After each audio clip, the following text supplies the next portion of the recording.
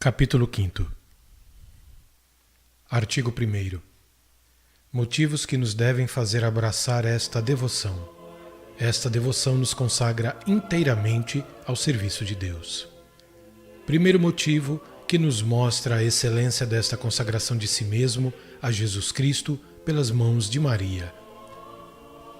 Na terra não se pode conceber ofício mais elevado que o serviço de Deus, e o menor dos servos de Deus é mais rico, mais poderoso e mais nobre que todos os reis e imperadores do mundo, se estes não servem a Deus. Então, quais não serão as riquezas, o poder e a dignidade do fiel e perfeito servo de Deus, que se dedique inteiramente ao seu serviço, sem reservas, tanto quanto possível? Tal é o fiel e amoroso escravo de Jesus por Maria, que entregou-se todo ao serviço deste Rei dos Reis, pelas mãos da sua Santa Mãe, e nada reservou para si. Todo o ouro da terra e as belezas do céu são insuficientes para o pagar.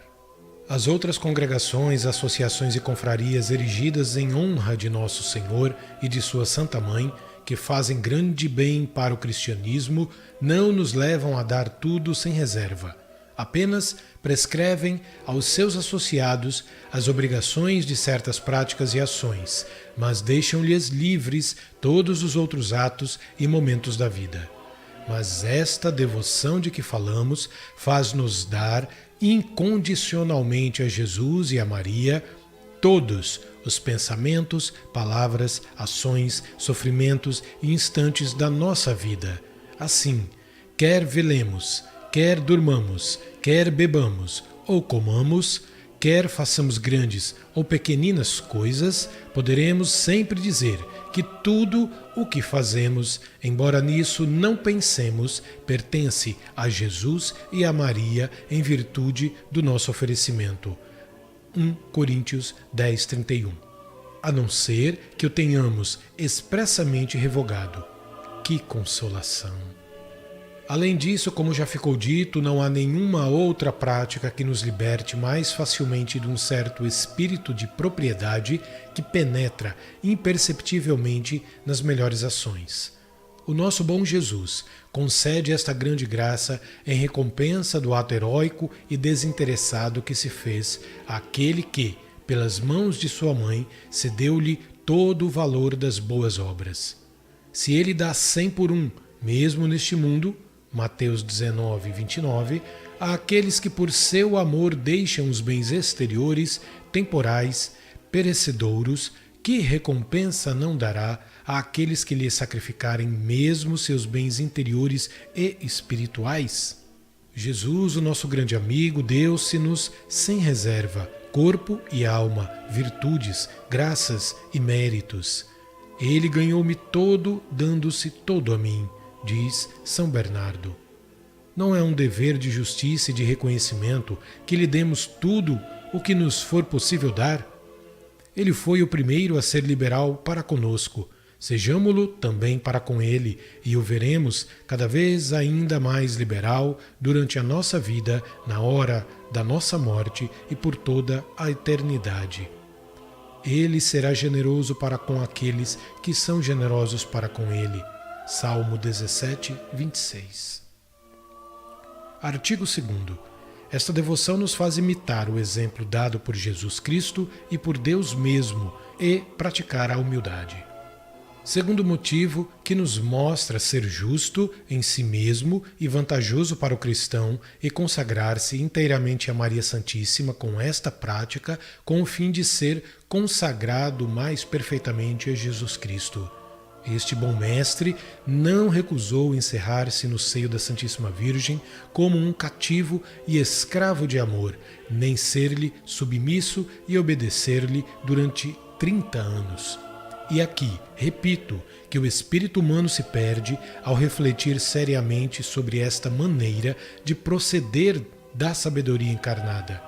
Embora o pudesse fazer, não quis dar-se diretamente aos homens, mas fê-lo pela Virgem Maria. Não quis vir ao mundo na idade de homem perfeito, independente de outrem, mas antes como uma pobre pequena criança.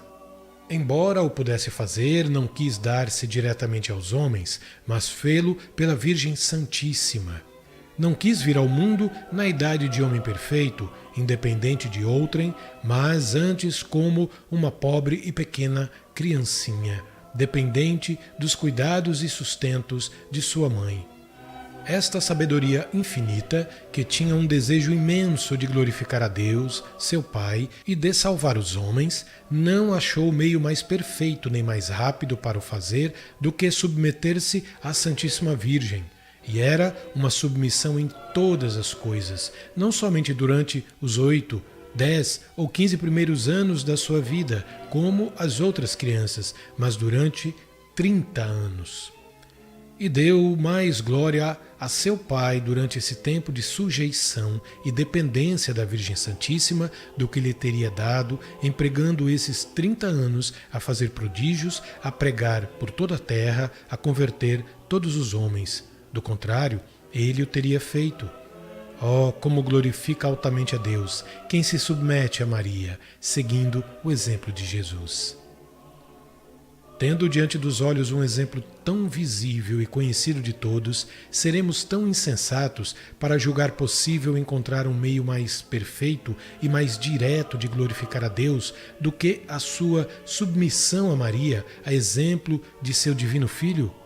Recorde-se aqui, como prova da dependência que devemos ter para com a Mãe de Deus, o que acima disse, apontando os exemplos que o Pai, o Filho e o Espírito Santo nos dão da sujeição que devemos à Santíssima Virgem.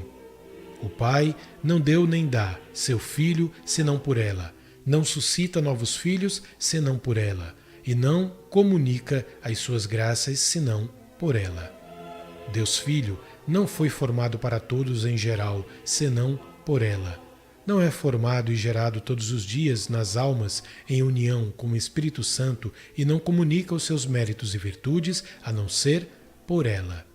O Espírito Santo não formou Jesus Cristo senão por meio dela e não forma os membros do seu corpo místico a não ser por ela. Não dispensa os seus dons e favores senão por ela. Poderemos, sem uma extrema cegueira, depois de tantos e tão insistentes exemplos da Santíssima Trindade, passar sem Maria, não nos consagrar a ela e nem depender dela para irmos a Deus e nos sacrificarmos a Deus? Eis algumas passagens dos padres que escolhi para provar o que acabo de dizer. Maria tem 2 filhos, um homem-deus e o outro homem puro. Do primeiro é mãe corporalmente e do segundo espiritualmente. São Boaventura e Orígenes. Esta é a vontade de Deus, que quis que recebêssemos tudo por Maria. Se, pois, temos alguma esperança, alguma graça, algum dom salutar, saibamos que nos vem dela. São Bernardo. Todos os dons, virtudes e graças do Espírito Santo são distribuídos pelas mãos de Maria, a quem ela quer, quando, como e na medida que ela quer. São Bernardino. Porque eras indigno de receber as graças divinas, elas foram dadas a Maria, a fim de que recebas por ela tudo o que venhas a possuir. São Bernardo. Deus, como diz São Bernardo, vendo que somos indignos de receber as graças diretamente das mãos, dá-as a Maria, a fim de que por ela recebamos tudo o que Ele nos quis dar. E Deus encontra também a sua glória em receber pelas mãos de Maria o reconhecimento, o respeito e o amor que lhe devemos pelos seus benefícios. É, pois, muito justo que imitemos o procedimento de Deus, para que a graça regresse ao seu autor pelo mesmo canal por onde veio, segundo o mesmo São Bernardo.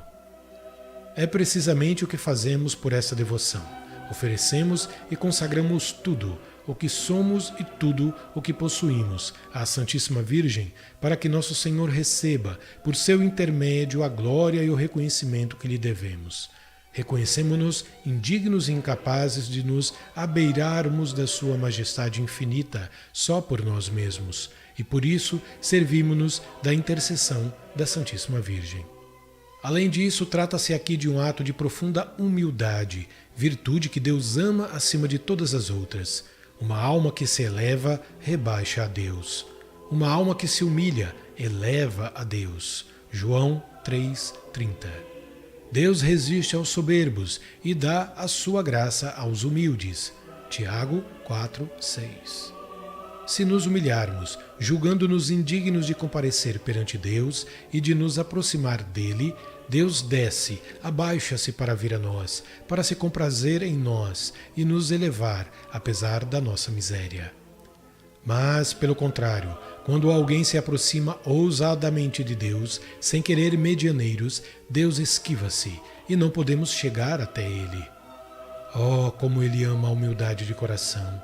É a tal humildade que leva à prática desta devoção, pois ensina a nunca nos aproximarmos de nosso Senhor por nós mesmos, por mais doce e misericordioso que Ele seja, mas a servir-nos sempre da intercessão de Maria, para comparecer diante de Deus, seja para lhe falar, seja para simplesmente estreitar a proximidade, seja para lhe oferecer alguma coisa, seja para unir-nos e consagrar-nos a Ele. Artigo 3º.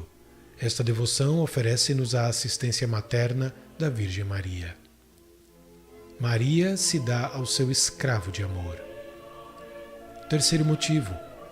A Santíssima Virgem, que é uma mãe toda doçura e misericórdia, nunca se deixa vencer em amor e liberdade. Por isso, quando vê que alguém se lhe dá totalmente para a honrar e servir, despojando-se do que tem de mais querido para amar, dá-se também inteiramente e de uma maneira inefável a quem tudo lhe deu. Ela submerge-o no abismo das suas graças, ela adorna-o com os seus méritos, ela lhe dá o apoio do seu poder. Ela o ilumina com a sua luz, ela o abrasa no seu amor, ela comunica-lhe as suas virtudes, sua humildade, sua fé, sua pureza. Ela se torna sua garantia, seu suplemento e seu tudo perante Jesus. Enfim, como a alma que se consagrou é toda de Maria, também Maria é toda dela. Desta maneira pode dizer-se deste fiel servo e filho de Maria o que São João Evangelista diz de si mesmo, isto é, que ele recebeu a Virgem Santíssima como todo o seu tesouro. O discípulo a recebeu em sua casa. João 19:27. Isto produz na alma, se for fiel, uma grande desconfiança, desprezo e ódio de si mesma, e uma grande confiança e grande abandono à Santíssima Virgem, sua amável soberana. Já não se firma, como antes, nas suas disposições, intenções, méritos, virtudes e boas obras, porque, tendo feito um sacrifício completo a Jesus, por intermédio desta boa mãe, já não tem senão um só tesouro, que encerra todos os seus bens e que já não está em suas mãos, e este tesouro é Maria. Isto é que faz que a alma se aproxime de Nosso Senhor, sem escrúpulo nem temor servil, e que ela o invoque com muita confiança. Os seus sentimentos tornam-se semelhantes aos do piedoso e sábio padre Poupert. Este, fazendo alusão à vitória de Jacó sobre o anjo, Gênesis 32, 23, 33, dirige à Santíssima Virgem estas palavras: Ó Maria, minha princesa, e Mãe Imaculada de Deus feito homem, Jesus Cristo, eu desejo lutar com este homem, ou seja, com o Verbo Divino, armado não com os meus próprios méritos, mas com os vossos. Ó, quão poderoso e forte junto de Jesus Cristo é quem está armado dos méritos e da intercessão da digna Mãe de Deus, que vence amorosamente o Todo-Poderoso, como diz Santo Agostinho. Maria purifica as nossas boas obras. Como nesta devoção entregamos a Nosso Senhor, pelas mãos de sua Santa Mãe, todas as nossas boas obras, esta amável Senhora purifica-as, embeleza-as e fala-as aceitáveis para o seu Filho. Primeiro, ela os purifica de toda a sujeira do amor próprio e do apego imperceptível à criatura que estão insensivelmente nas melhores ações. E como as mãos da Santíssima Virgem, nunca manchadas nem ociosas, purificam tudo aquilo em que tocam, estas mãos tão puras e fecundas tiram do presente que lhe fazemos tudo o que tiver de estragado ou de imperfeito. Segundo, ela as embeleza e adorna com seus méritos e virtudes. É como se um camponês, querendo ganhar a amizade e a benevolência do rei, fosse ter com a rainha e lhe entregasse uma maçã, que constituísse toda a sua fortuna, a fim de que ela a apresentasse ao rei. A rainha, depois de recebida a pobre e pequena oferta do camponês, poria essa maçã numa grande e bela bandeja de ouro, oferecendo-a assim ao rei em nome do camponês. E desde então a maçã, por si mesma indigna de ser apresentada a um rei, torna-se digna de sua majestade em atenção à bandeja de ouro e à pessoa que a presenteia. Terceiro, ela apresenta essas boas obras a Jesus Cristo, pois nada reserva para si do que lhe dão, como se fosse fim, mas tudo remete fielmente a Jesus. O que se lhe dá, dá-se necessariamente a Jesus. Se a louvam e glorificam, ela louva e glorifica Jesus.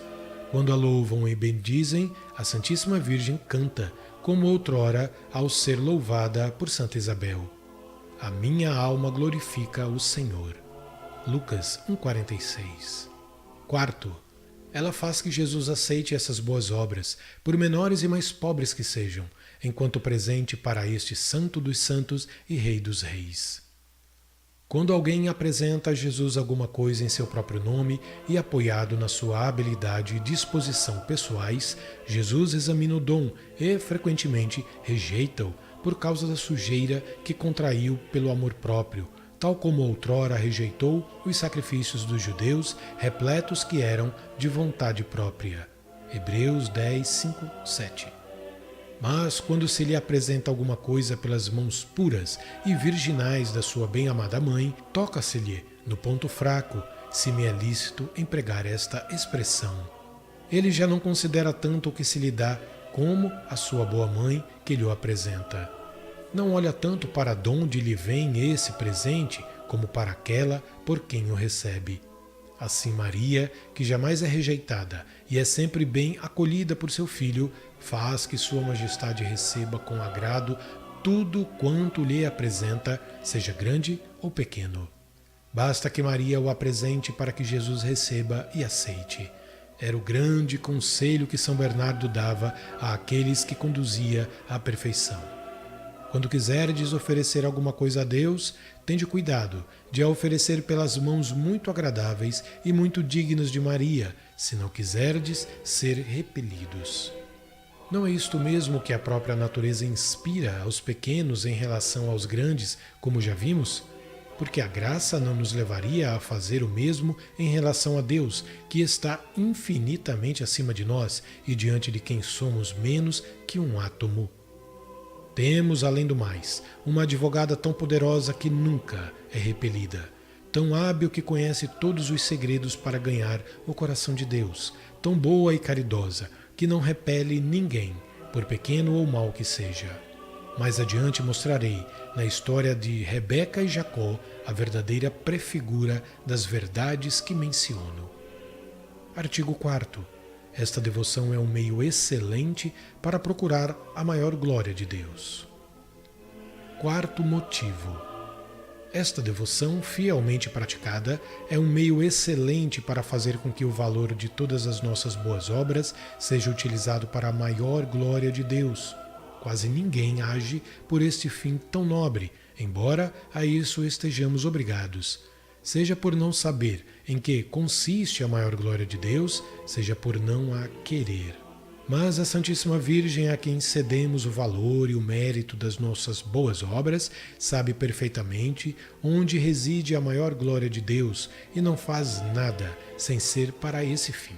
Por isso, um perfeito servo desta rainha, inteiramente consagrado a ela da forma que dissemos, pode dizer corajosamente que o valor de todas as suas ações, pensamentos e palavras é empregado para a maior glória de Deus, a não ser que expressamente revogue o seu oferecimento.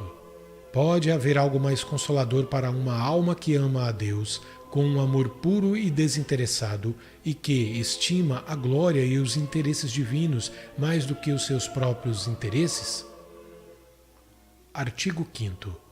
Esta devoção conduz à união com Nosso Senhor. Quinto motivo.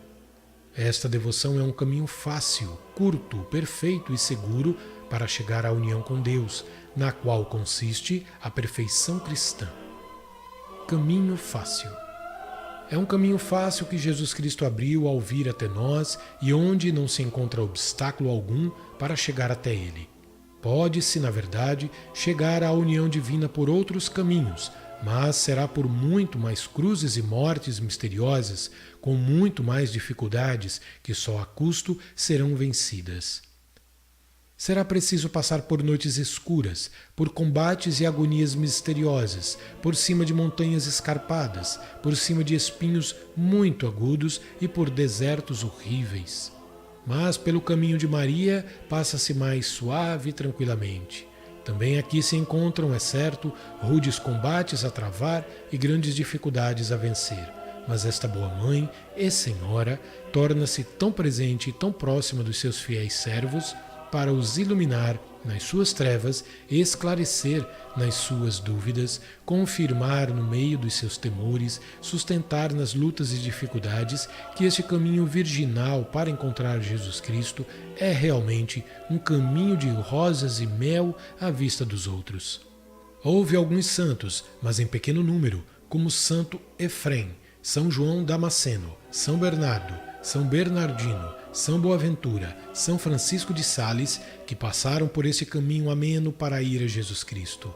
O Espírito Santo, esposo fiel de Maria, tinha-lhe indicado por uma graça singular. Os outros santos, porém, que são em maior número, embora todos tenham sido devotos da Santíssima Virgem, não entraram, ou entraram muito pouco, nesta via. Foi por isso que sofreram provas mais rudes e perigosas. Mas então de onde vem? Dir-me-á algum fiel servo de Maria, que os servos fiéis desta boa mãe têm tantas ocasiões de sofrer, e mais até do que outros que dela não são tão devotos? Contradizem-nos, perseguem-nos, caluniam-nos, não os suportam. Ou ainda, caminham em trevas interiores e por desertos onde não há a mínima gota do orvalho celeste. Se esta devoção à Santíssima Virgem torna mais fácil o caminho que conduz a Jesus Cristo, de onde vem que sejam eles os mais crucificados? Respondo-lhes, é bem verdade que os mais fiéis servos da Santíssima Virgem são os seus maiores favoritos. Por isso, são eles que recebem dela as maiores graças e favores do céu, a saber, as cruzes. Mas sustento que são também os servos de Maria que levam essas cruzes com mais facilidade, com maior mérito e glória. Aquilo que deteria 1000 vezes outras almas ou as faria cair, não os detém nenhuma só vez e fá-los avançar. É que esta mãe, toda cheia de graça e de unção do Espírito Santo, adoça todas estas cruzes que lhes prepara, no mel da sua doçura materna e na unção do puro amor. Deste modo eles recebem-nas alegremente como nozes cobertas de açúcar, ainda que em si sejam muito amargas. Uma pessoa que deseja ser devota e viver piedosamente em Jesus Cristo, consequentemente há de sofrer perseguição e levar todos os dias a sua cruz. Lucas 9:23. Julgo que tal pessoa nunca levará grandes cruzes ou não as levará alegremente nem até o fim, sem possuir uma terna devoção à Santíssima Virgem, que é a doçura das cruzes. Do mesmo modo, ninguém poderá comer, sem se fazer grande violência, que não será muito duradoura, nozes verdes que não sejam adoçadas em açúcar. Caminho curto. Esta devoção à Santíssima Virgem é um caminho curto para encontrar Jesus Cristo, quer porque ninguém se perde nele, quer porque, como acabo de dizer, se avança por ele com mais alegria e facilidade e, portanto, com mais prontidão. Avança-se mais em pouco tempo de submissão e dependência para com Maria que durante anos inteiros de vontade própria e de apoio em si mesmo, pois o homem obediente e submisso a Maria Santíssima cantará vitórias notáveis sobre todos os seus inimigos. Quererão estes impedi-lo de caminhar, fazê-lo recuar ou cair, é verdade, mas com o apoio, a ajuda e a guia de Maria, sem cair, sem recuar e mesmo sem se atrasar, avançará a passos de gigantes para Jesus Cristo, pelo mesmo caminho por onde, como está escrito, Jesus veio até nós a passos de gigante e em pouco tempo. Salmo 18, 6. Por que julgais que Jesus Cristo viveu tão pouco tempo na terra e que, nos poucos anos que nela passou, viveu quase sempre em submissão e obediência à sua mãe? É que, tendo morrido cedo, viveu muito, e muito mais que Adão, cujas perdas vinha reparar, embora este vivesse mais de 900 anos. E Jesus Cristo viveu muito, porque viveu bem unido e submisso à sua Santa Mãe, para obedecer a Deus, seu Pai. E é assim pelas seguintes razões. Primeira, aquele que honra sua mãe é semelhante ao homem que ajunta tesouros, como diz o Espírito Santo. Isto é, aquele que honra Maria, sua mãe, até se submeter a ela e submeter-lhe em todas as coisas, tornar-se-á, em breve, muito rico, pois amontoa diariamente tesouros pelo segredo desta pedra filosofal. Como quem acumula tesouros, assim é aquele que honra sua mãe. Segunda, é no seio de Maria, que encerrou e gerou um homem perfeito e que pôde conter aquele que nem o universo inteiro pôde compreender nem conter. É no seio de Maria, digo, que os jovens se tornam velhos anciãos em luz e santidade, em experiência e em sabedoria, e que atingem em poucos anos a plenitude da idade de Jesus Cristo. E isto baseia-se numa interpretação espiritual da seguinte palavra do Espírito Santo: a minha velhice está na misericórdia do seio. Salmo 91, 11. Caminho perfeito. Esta prática de devoção à Santíssima Virgem é um caminho perfeito para ir e para se unir a Jesus Cristo, porque Maria Santíssima é a mais perfeita e a mais santa das puras criaturas, e Jesus Cristo, que veio a nós de maneira perfeita, não escolheu outro caminho para a sua grande e admirável viagem. O Altíssimo, o incompreensível, o inacessível, aquele que é, Êxodo 3,14, quis vir a nós, pequeninos vermes da terra, que nada somos. E como se fez isto? O Altíssimo desceu perfeita e divinamente até nós por meio da humildade de Maria, sem nada perder da sua divindade e santidade. É igualmente por Maria que os pequeninos devem subir, perfeita e divinamente, ao Altíssimo, sem nada temer. O incompreensível deixou-se compreender e conter perfeitamente pela humildade de Maria, sem nada perder da sua imensidade. É também por Maria que nos devemos deixar conter e conduzir perfeitamente, sem nenhuma reserva. O inacessível aproximou-se, uniu-se estreitamente e até pessoalmente à nossa humildade por intermédio de Maria, sem nada perder da sua majestade. É também por Maria que nos devemos aproximar de Deus e unir-nos à divina majestade perfeita e estreitamente, sem receio de sermos repelidos.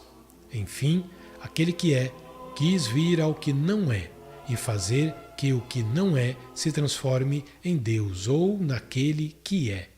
Deus fê-lo perfeitamente, dando-se e submetendo-se inteiramente à jovem Virgem Maria, sem deixar de ser, no tempo, aquele que é desde toda a eternidade. É ainda por Maria que nos podemos tornar semelhantes a Deus pela graça e pela glória, embora nada sejamos. Basta entregarmos-nos a ela tão perfeita e inteiramente que já nada sejamos em nós mesmos, mas tudo nela, sem receio de nos enganarmos. Abram-me um caminho novo para ir a Jesus Cristo, calcetado com todos os méritos dos bem-aventurados, ornado com todas as suas virtudes heróicas, iluminado e enfeitado com a luz e a beleza de todos os anjos, e que os anjos todos e os santos nele se encontrem para conduzir, defender e sustentar aqueles e aquelas que por ele queiram seguir. Com certeza absoluta, digo ousadamente e digo a verdade, eu escolheria, de preferência, a este caminho tão perfeito, o caminho imaculado de Maria. Salmo 17, 33. Caminho sem nódoa alguma nem defeito, sem pecado original nem atual, sem sombras nem trevas. E quando o meu amável Jesus vier, segunda vez à terra em sua glória, como é certo, para aqui reinar, não escolherá outro caminho para a sua vinda, senão Maria Santíssima, por quem veio tão segura e perfeitamente a primeira vez. A diferença que há entre a primeira e a última vinda é que a primeira foi secreta e escondida, e a segunda será gloriosa e triunfante, mas são ambas perfeitas, pois ambas por intermédio de Maria. Eis um mistério que não se compreende, que toda a língua aqui emudeça. Caminho seguro. Esta devoção à Santíssima Virgem é um caminho seguro para ir a Jesus Cristo e alcançar a perfeição unindo-nos a Ele. Primeiro, porque esta prática de devoção que ensino não é de modo algum nova. Ela é tão antiga que não se lhe pode marcar com precisão o início. É certo, no entanto, que há mais de 700 anos se encontram vestígios dela na Igreja. Santo Odilão Abade de Cluny, que viveu cerca do ano de 1040, foi um dos primeiros a praticar publicamente esta devoção na França, como se vê na sua vida. O cardeal Pedro Damião refere que no ano de 1016, o bem-aventurado Marinho, seu irmão, se fez escravo da Santíssima Virgem na presença do seu diretor e de uma maneira muito edificante. Pôs uma corda ao pescoço, tomou a disciplina e colocou sobre o altar uma soma de prata como sinal da sua dedicação e consagração à Santíssima Virgem. Manteve-se tão fiel a este ato durante toda a vida que mereceu, na hora da morte, ser visitado e consolado pela sua amável soberana e receber dos seus lábios a promessa do paraíso como recompensa dos seus serviços. Cesário Bolando faz menção de um ilustre cavaleiro, Walter de Birbach, parente próximo dos duques de Lovaina, que por volta de 1300 fez esta consagração de si mesmo à Santíssima Virgem. A mesma devoção foi praticada por muitos particulares até o século XVII, em que se tornou pública. O padre Simão de Royas, da Ordem da Trindade, também chamado da Redenção dos Cativos, pregador do rei Filipe III, pôs em voga esta devoção em toda a Espanha e na Alemanha. Obteve de Gregório XV, a instâncias de Filipe III, grandes indulgências para todos aqueles que a praticassem. O padre de Los Rios, da Ordem de Santo Agostinho, aplicou-se com o padre de Royas, seu íntimo amigo, a difundir esta devoção por meio de seus escritos e pregações na Espanha e na Alemanha.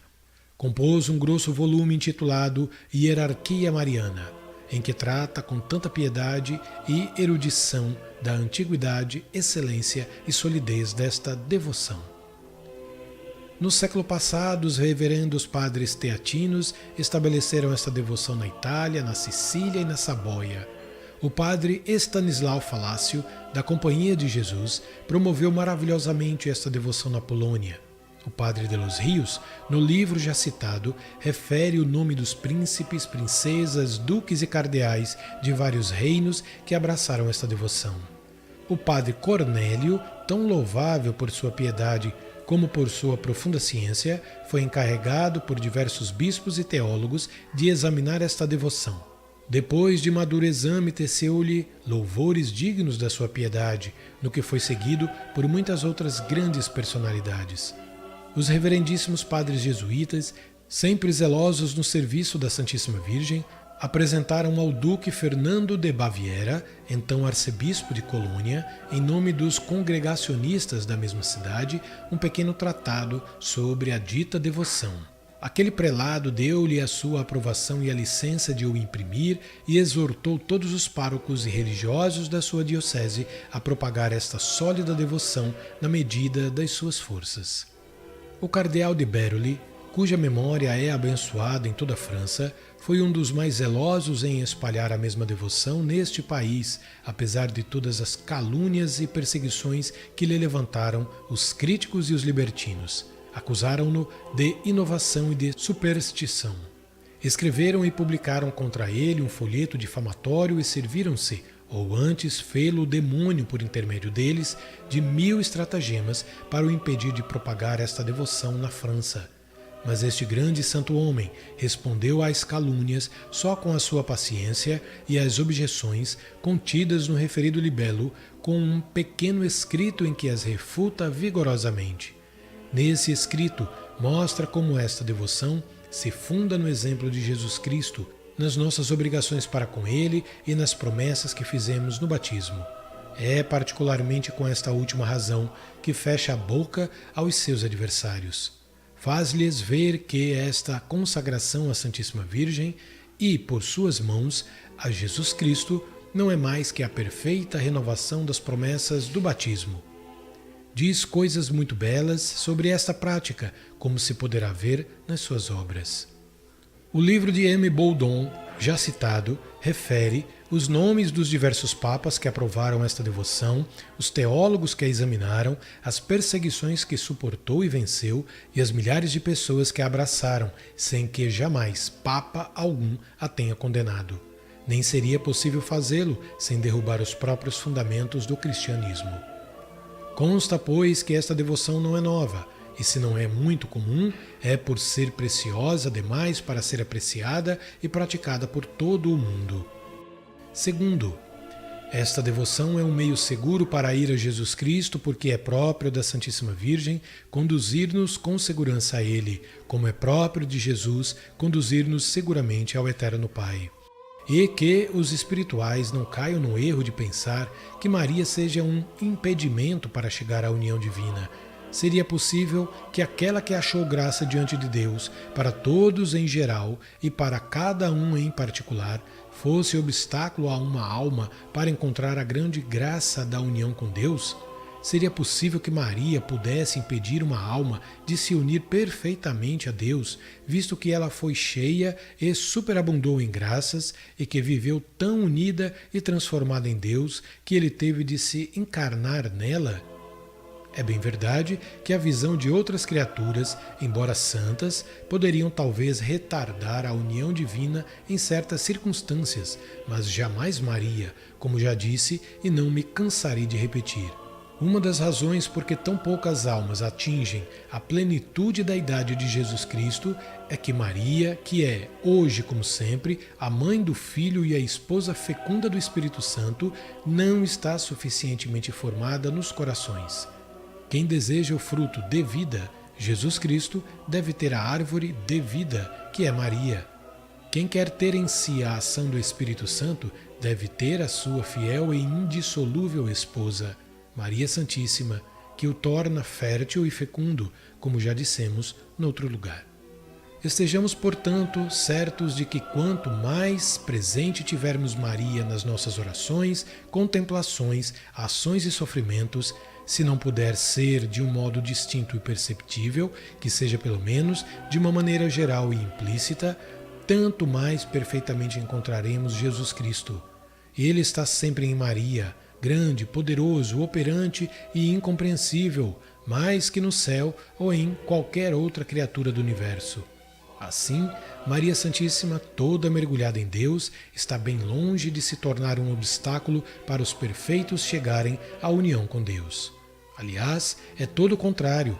Não houve até hoje, nem jamais haverá, criatura alguma que nos ajude mais eficazmente nesta grande obra, seja pelas graças que para este efeito nos comunica, pois, como diz um santo, ninguém é cheio do pensamento de Deus, senão por ti. Seja por garantir-nos contra o espírito maligno em suas ilusões e trapaças. Lá onde está Maria, não pode estar o espírito maligno.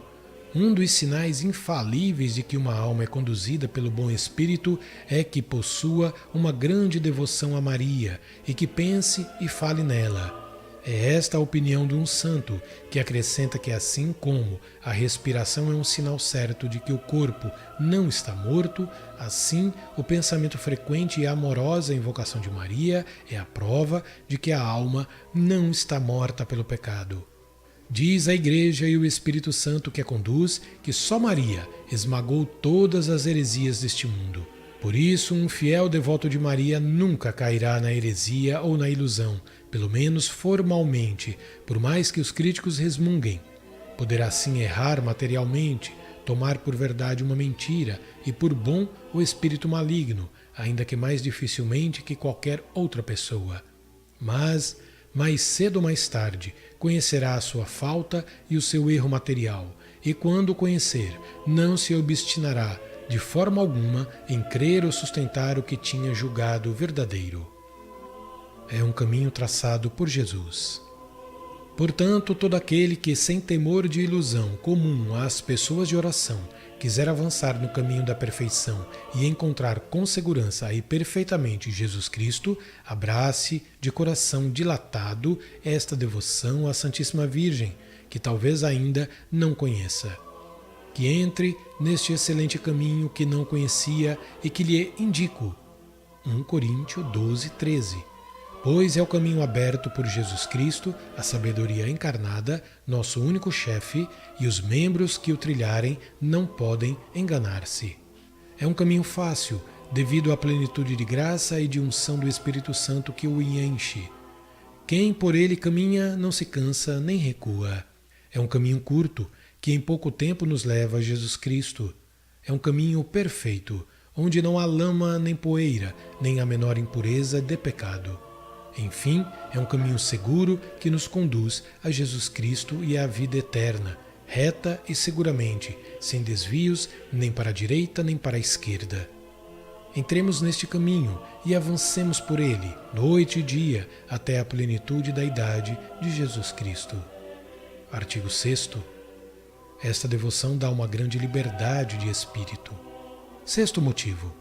Esta prática de devoção dá uma grande liberdade interior àqueles que a observam fielmente.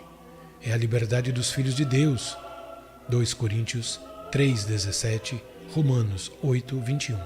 Como por esta devoção nos tornamos escravos de Jesus Cristo, consagrando-nos totalmente a Ele nesta qualidade, este bom mestre recompensa o cativeiro amoroso em que nos colocamos da seguinte maneira. Tira da alma todo escrúpulo e temor servil, que só servem para a estreitá-la, escravizá-la e confundi-la. Dilata o coração para uma santa confiança em Deus, fazendo-o ver nele seu Pai. Inspira-lhe um amor terno e filial. Sem me deter em provar esta verdade por meio de razões, contento-me em citar um fato histórico que li na vida de Madre Inês de Jesus. Era religiosa jacobina do convento de Langueac, em Auvergne, e faleceu nesse mesmo local em odor de santidade no ano de 1634. Ainda não tinha mais de 7 anos quando já sofria de grandes penas do espírito. Foi então que ouviu uma voz dizer-lhe que, se desejava ser livre de todas as suas penas e, protegida contra todos os seus inimigos, deveria tornar-se o mais depressa possível escrava de Jesus e de sua Santa Mãe. Mal regressou à casa, deu-se inteiramente como escrava a Jesus e a sua Santa Mãe, embora não conhecesse até aquela data esta devoção. Tendo encontrado uma cadeia de ferro, cingiu-se com ela sobre os rins e usou-a até a morte. Depois desta ação cessaram todas as suas penas e escrúpulos. Ficou em tanta paz e liberdade de coração que ensinou essa prática a várias pessoas que nela fizeram grandes progressos, entre outros o padre Ollier, fundador do seminário de São Sulpício, e a outros sacerdotes e eclesiásticos do mesmo seminário. Um dia apareceu-lhe a Santíssima Virgem e pôs-lhe ao pescoço uma cadeia de ouro, testemunhando-lhe assim a alegria que sentia por ela se ter feito escrava sua e de seu filho. Santa Cecília, que acompanhava a Santíssima Virgem, disse-lhe: Felizes os fiéis escravos da Rainha do Céu, porque gozarão a verdadeira liberdade. Ó Mãe, servir-vos é a liberdade. Artigo 7º. Esta devoção causa grandes vantagens para o próximo. Sétimo motivo. Outro motivo que nos pode comprometer a abraçar esta devoção são os grandes bens que dela receberá nosso próximo. Por esta prática, exercemos a caridade para com Ele de uma maneira eminente, pois damos-lhe, pelas mãos de Maria, o que temos de mais caro, ou seja, o valor satisfatório e impetratório de todas as nossas boas obras, sem excluir o mínimo bom pensamento ou o mais leve sofrimento. Consentimos que todas as satisfações que adquirimos e havemos de adquirir até a morte sejam aplicadas segundo a vontade da Santíssima Virgem, ou pela conversão dos sacerdotes, ou pela libertação das almas do purgatório. Não será isto amar perfeitamente o nosso próximo? João 15:13. Não é isto ser verdadeiro discípulo de Jesus Cristo, que se reconhece pela caridade? João 13:35. Não é este o meio de converter os pecadores sem perigo de vaidade e de libertar as almas do purgatório, quase sem fazer mais nada além do que nos impõem os deveres de Estado?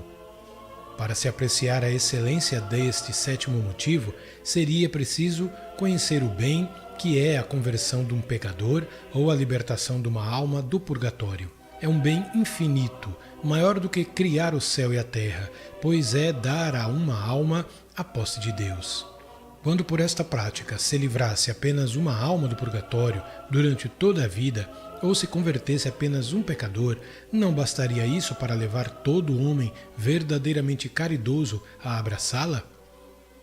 Mas é preciso notar que as nossas boas obras, passando pelas mãos de Maria, recebem um aumento de pureza e, por conseguinte, de mérito e de valor satisfatório e impetratório. Tornam-se, assim, muito mais eficazes para aliviar as almas do purgatório e converter os pecadores do que se não passassem pelas mãos virginais e generosas de Maria. O pouco que por ela se dá, sem vontade própria e com uma caridade muito desinteressada, torna-se verdadeiramente poderoso para aplacar a cólera de Deus e atrair a sua misericórdia. Na hora da morte, verificar-se-á que uma pessoa realmente fiel a esta prática terá livrado por este meio muitas almas do purgatório e convertido muitos pecadores, embora só tenha praticado as ações ordinárias do seu estado. Que alegria no momento do juízo, que glória para a eternidade. Artigo 8º. Esta devoção é um meio admirável de perseverança. 8º motivo. Enfim, o que de certo modo nos impelirá mais fortemente ainda para esta devoção à Santíssima Virgem é ser ela o meio admirável para perseverarmos na virtude e sermos fiéis. Porque é que a maior parte das conversões dos pecadores não são duradouras? Porque recaem eles tão facilmente no pecado? Porque é que a maior parte dos justos, em vez de ir de virtude em virtude e de alcançar novas graças, perdem muitas vezes as poucas virtudes e graças que possuem? Esta desgraça provém, como já acima mostrei, de que, estando o homem tão corrompido, tão fraco e inconstante, se fia em si próprio, se apoia nas suas próprias forças e se julga capaz de guardar o tesouro das suas graças, virtudes e méritos. Por meio dessa devoção, confiamos à Santíssima Virgem e sabemos como ela é fiel. Tudo o que possuímos, tomamo-la como depositária universal de todos os nossos bens, da natureza e da graça. Confiamo-nos à sua fidelidade, apoiamo-nos no seu poder e fundamo-nos na sua misericórdia e caridade, a fim de que conserve e aumente as nossas virtudes e méritos, apesar dos esforços que o demônio, o mundo e a carne fazem para nos roubar. Dizemos-lhes como um bom filho à sua mãe e um fiel servo à sua senhora: guardai o meu depósito. 1 Timóteo 6:20. Minha boa mãe e senhora, reconheço que por vossa intercessão recebi até hoje mais graças de Deus do que merecia. A minha triste experiência me ensina que trago este tesouro num vaso muito frágil e que sou demasiado fraco e miserável para o conservar em mim. Sou novo e desprezado. Salmo 118, 141. Recebei, por favor, em depósito tudo quanto possuo e conservai-mo por vossa fidelidade e poder.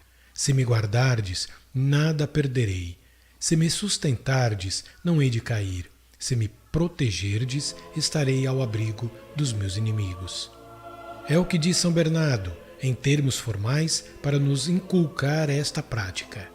Quando ela vos sustém, não caís. Quando vos protege, nada temeis. Quando vos conduz, não vos cansais. Quando vos é favorável, chegais ao porto da salvação.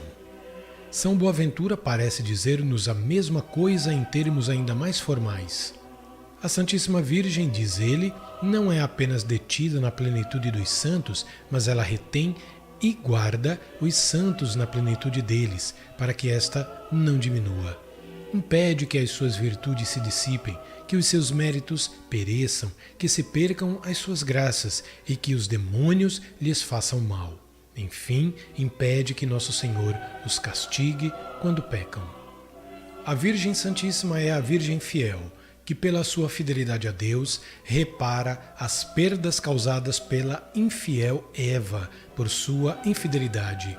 Obtém de Deus a fidelidade e a perseverança para todos os que se lhe dedicam, pelo que um santo a compara a uma âncora firme que os retém e impede de naufragar no meio do mar agitado deste mundo, onde tantos perecem por se não segurarem a esta âncora sólida. Nós ligamos as almas à vossa esperança como a uma âncora firme. São Boaventura. Foi a ela que os santos que se salvaram mais se amarraram e mais amarraram os outros para perseverar na virtude.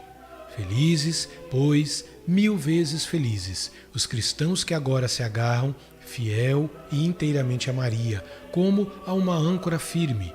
As investidas das tempestades deste mundo não os farão sossobrar, nem perder os seus tesouros celestes. Felizes os que se acolhem a ela, como a arca de Noé. As águas do dilúvio do pecado, que afogam a tantos, não os prejudicarão, porque, repete a Santíssima Virgem com a sabedoria, aqueles que em mim trabalham na sua salvação não pecarão. Felizes os pobres filhos da infeliz Eva, que se ligam à mãe e Virgem fiel, que sempre permanece fiel e nunca se desmente. Ela permanece fiel, não podendo negar-se a si mesma. 2 Timóteo 2,13. Ela ama sempre os que a amam, com um amor não apenas afetivo, mas efetivo e eficaz, porque os impede, por meio de graças abundantes, de recuar na virtude ou de cair no caminho, perdendo a graça de seu filho.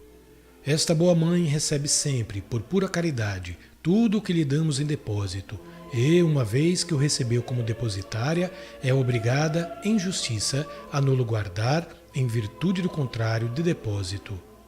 Do mesmo modo que uma pessoa a quem eu tivesse confiado 1000 moedas de ouro seria obrigada a guardá-las e se, por negligência, viesse a perdê-las, em boa justiça, seria ela a responsável.